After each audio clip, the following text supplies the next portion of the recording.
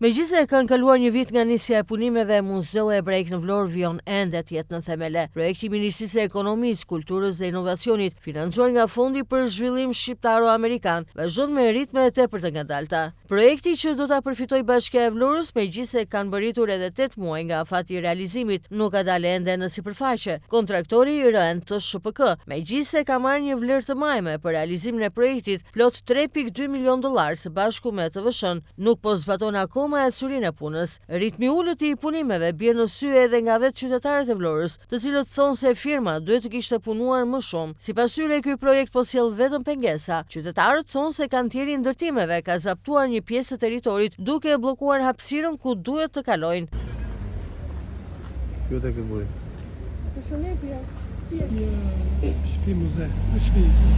Gotin pa di gjashtë muaj, am më shumë. Ta po avans.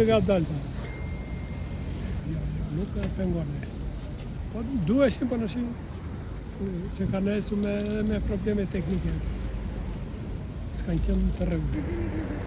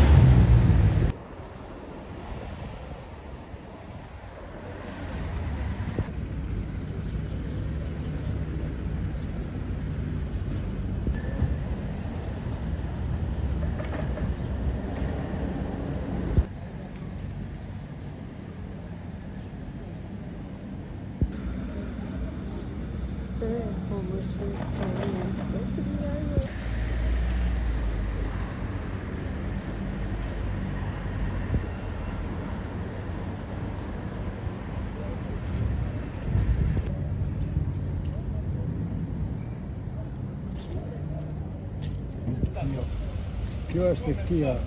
Po, jo, them këtu, jo. Nuk di gjë. Duhet këtë Vlora një muze hebre se po realizohet muze. Jo, muze është këtu. Jo, hebraik. Nuk e di. Hebraik do të jetë këtu. Është ky që po realizohet? Po, këtu. Di që kanë ndendur ata. Nuk vide. Si vlerëson punimet me shikim të parë? Po, mirë më duke ndashim më për momentin, pësa të mos këtë të. Jo, se. Shumë nga vasë. Shumë nga dalë si thoni ju. Po, do të ecim shumë. Koha nuk pret.